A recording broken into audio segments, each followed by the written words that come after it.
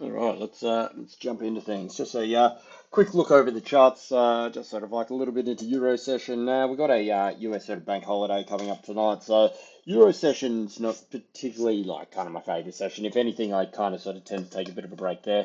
Gives me a chance to do other bits and pieces, but mostly for what I trade, which is Aussie based, Aussie yen, Aussie US dollar, and the metals always seems a little bit of a quiet sort of patch in that, so it's justifiable time to take a little bit of time off the screens, but also gives it a chance to have a quick little look over sort of how things are sort of played out through Asia, see if we can have anything sort of setting up for the US session. As I said, this US session may be a little bit quiet just because they do have a bank holiday over there. I think it's Martin Luther King Day or something like this, but anyway, let's have a quick look over the charts. So I'll start off with AJ here. So Aussie against the yen, and as you can see, pretty much straight down into that price target. So a little bit of a false start as we were trying to come back off the bottom side of this 4 hour support. Previous support turned into resistance, and as you can see, it overshot it just a little bit there. But realistically, structurally, you can see this is working very well. Basically, we had a little bit of a sort of sell down coming into the sort of end of last week, so we were already sort of breaking down towards this sort of price target for this little bear flag to play out. But as you can see, exactly where it opened up this morning, and then pretty much bang straight up there ever since. So a couple of sort of takeaways with this are sort of mainly that when you've got these extended moves down, particularly when you've got these price targets, expect a reaction from the market. Even if it looks like it's potentially a little bit in no man's land, I guess you could say it was around some sort of supports over here as well. I mean, these previous little bits here, kind of tops over here, it's a bit sort of, not to the point with these levels over here. Regardless of it all, hit price target, and as you can see, bounced straight back up there since. So we are finding a little bit of sort of resistance coming up on what is now the underside of this large rising wedge. And this rising wedge had a negative divergence on it as well. So there is a good chance, particularly now confirmation being underneath this morning's lows, that we could see a continued move down. And next sort of target that we'd be looking at would be 104.33. Reasons for this obviously are the fact that we had the rising wedge. We got a breakout to the top side. That's obviously been rejected back in and then sort of broken back down the other side there. So a confirmation of this, because now we're sort of testing the underside, will be a lower low underneath there, but that's probably the next sort of more confirmed trade that you're having coming down to sort of 103 on a break of 105 there. So 104.30 on a break of 105. But at the moment, as you can see, it is respecting this previous rising support as a resistance. And we'll just sort of see how this sort of plays out sort of to the downside there. We got the BOJ at the end of the week. They don't look to be doing anything at this stage. They also may have a little bit of a sort of snap election sort of thing coming up. Apparently, the lady that is in there is the one that's pretty much just exactly the same as that are they kind of person and that, which I don't think is particularly good for the yen. And should she call it an election, it's looking like she could be a fairly easy sort of winner. And so I don't know if that's necessarily going to be anything great for the yen sort of moving forward. So that sort of election could be announced at any time, but BOJ at the end of the week, that's really going to be kind of what the market's focusing on. But at the same time, they're pretty much sort of tipped a hold there. While we're on Aussie, have a look at Aussie USD. We did see another test, yes, another test of this line here, and we were really shoring this thing up down here. Obviously, we've bounced back up now, so we've got this kind of thing moving up here. Again, look, pretty much just need to hold this sort of falling resistance. The kind of confirmation of this move not working has now moved down from what was above sort of 67.30 down to really above 67.10. Now, in saying that, if it did get up above 67.10, it doesn't mean okay, it's over and bang, we're necessarily breaking up this way. It just means that the odds of the move to down here sort of die out a little bit. Obviously, because then you're taking out the swing high, you've technically put in a higher high. You could potentially see back test of the falling resistance here, and then a drift up over to this side here. So it puts it on warning above 67.10, 67.15, but certainly above 67.30, then I would say, yeah, look, we're done with that. And it's probably sort of minimum going to be coming up to test these highs over here at 67.60. However, this is on the 4 hour at the moment. It is again testing this falling resistance. At the moment, the RSI is tipping up like it wants to maybe support a move. So should we get a push up here, you could see a continued drift up over here at the moment. But at the moment, it's not quite there. Look, it's respecting this line. So I'm going to put a little alert just above here, just to sort of have a little look at it. Should it sort of go up above 67? But I think there's still the chance that this thing could still roll over. I would say because we're getting to this tip of this triangle here, we are going to see a movement pretty soon. I think sort of one way or another, this thing's either going to break. So what I'm going to do is put a little directional out this way or out this way. But I would say that's your confirmation. A close above this falling resistance, confirmed above 67.10, or a close underneath 67.60, just sort of move down to what potentially would be that price target down there. But at the moment, look, it's respecting that falling resistance. It could look to sort of fill out the end of this. As I said, with the US holiday, it could be a little bit quiet with it all, but certainly it did bounce back pretty strong here. Having a look at a bounce back, have a look at the US dollar. Obviously, this thing got clobbered on the back of the sort of Greenland, latest Greenland slash tariff sort of headlines. And look, it's no real surprise because, I mean, look, if we look at the past price action that we saw all through 2025, it was any mention of tariffs, dump the US dollar, buy the metals, gold's jumped up, gapped up $30 or something, and then ran up to all new highs, kind of thing, about 130, $140 above Friday's sell down lows. So, you know, metals has definitely been the flight to safety. Though US dollar, if we get this is on a 4 hour, and you can see it's trying to make a little bit of a support here. It needs to prove itself to get back above this falling resistance. So I would say back above 99.30. We could see something of a little bit of a shakeout kind of move here. So above here, so let's put a little alert. Above 99.30, I'm going to say possible shakeout. Because yes, it's broken shakeout. Yes, it's broken this sort of rising support here. But if you look at this on a lower time frame, it's had its shot to continue this move down here. So again, I talk about the sort of the three legs of these things. Well, you've got your sell down. Right, this one here. Whoops. Input. Yeah. So you've got your sell down. That's your one leg here. We found support. That's fine. Second leg moves up. Find resistance. Resistance at a previous support. And that's fine. We know that. Then it entered its third leg. Now this is the crucial one. This is the one that's always going to tell us: is this going to be a double bottom? Is it going to be a lower low, i.e. continuation, or is it going to be a high low, i.e. possible reversal? Puts the emphasis back on this point over here, this sort of bounce high, which it's just as I'm talking, taking out right now, and we see reversal coming back up over here. So obviously it's tried to bounce up here a couple of times and been sold down. So we want to see a close above 99.30. I think we could see a little bit of a drift back up over here. And I think this could turn out to be a little bit of a shakeout because overall, very bullish. Yes, we technically broke this sort of move down here, but again, it seems to be the way at the moment. Mondays are just absolute shockers for the dollar.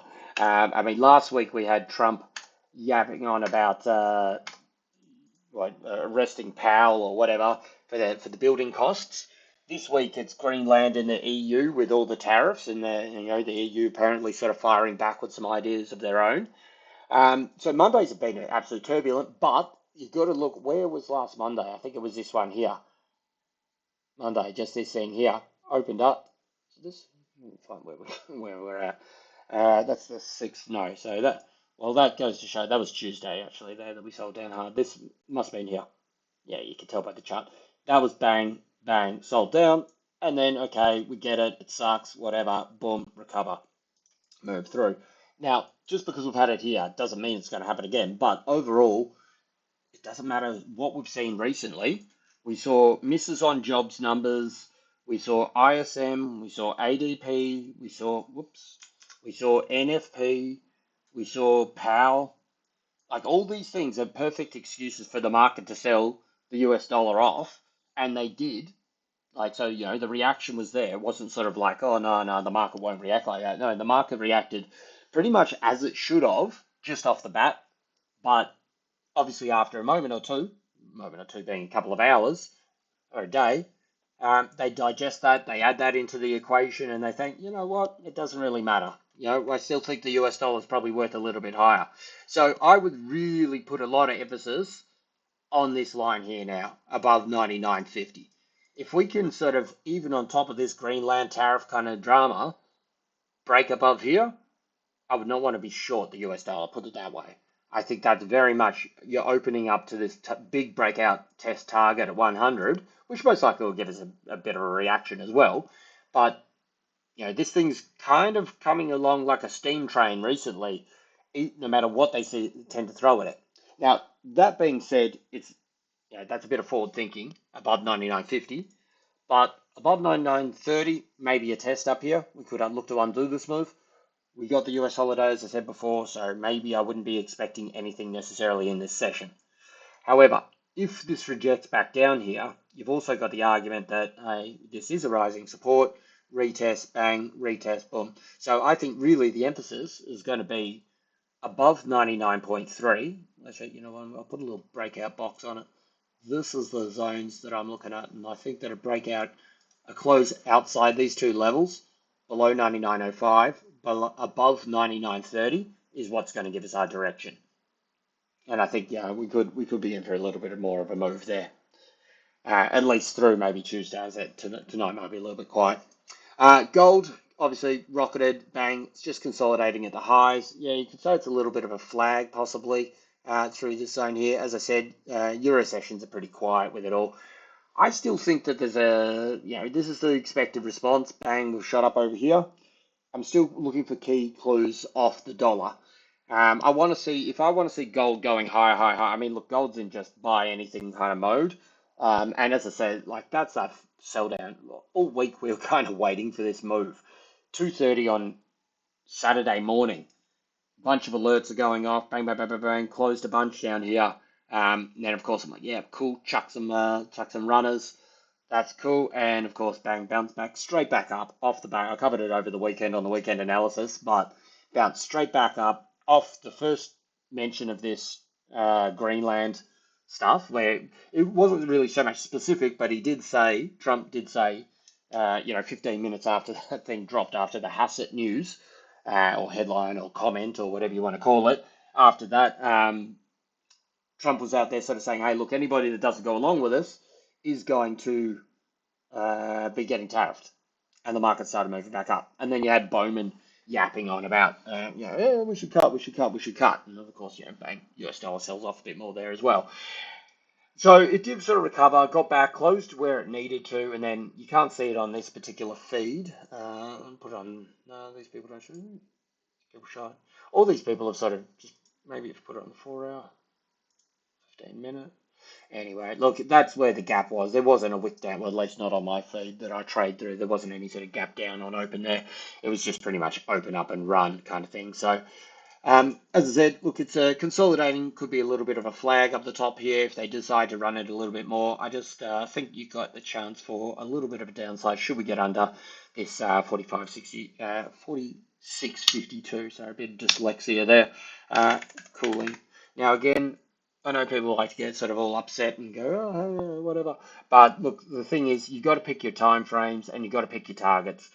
If this thing breaks this level here on a 1 hour, it doesn't mean it's going to 4,000. Like, you're stupid if you think that. But the point is that it's definitely a trade through to some of these potential levels to either short a short-term trade down here or look for long entries on a bounce back up here. So should we come down, you've still got move down like this, back up over there. Let's just make this a bit smaller.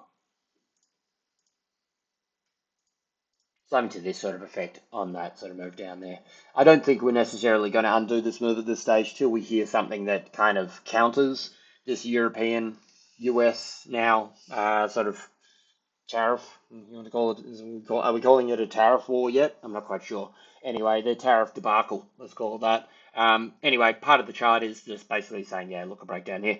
Likewise, if you get a close above, sort of say 46.80, I would say that you're probably going to see a little bit higher. So although we do have a little bit of a flag here, I still would be taking this little wick high and that little wick low there for our direction.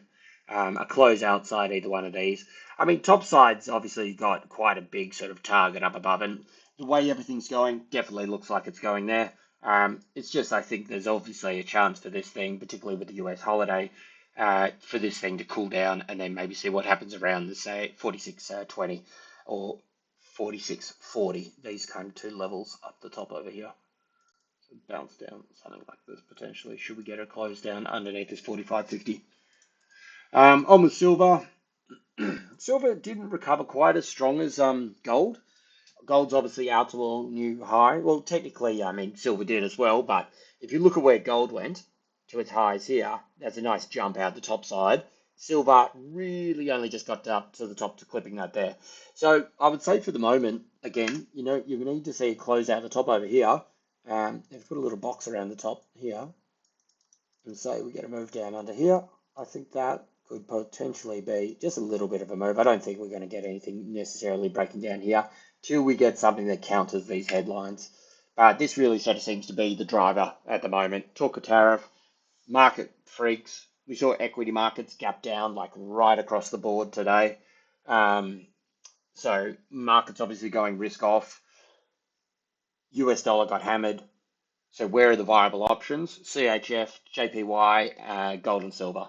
And that's what we've seen. We've seen strength in those sort of currencies there. So anyway, short-term close underneath sort of 92. Look for a little bit of a cooling, maybe a little bit of a pullback. Probably might find some support around 90. I wouldn't be surprised. But that's again, look, silver's at such a height, it can shed $2 and then recover an hour, 2 hours later. So, but that's a decent intraday trade.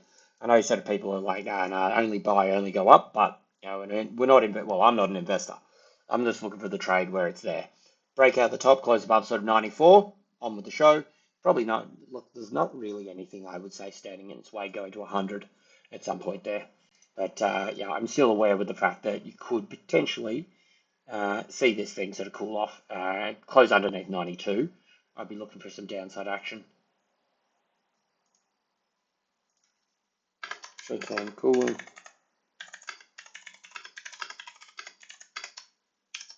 Look at buy ops around 90. Cool. Just a little update. That's it from me.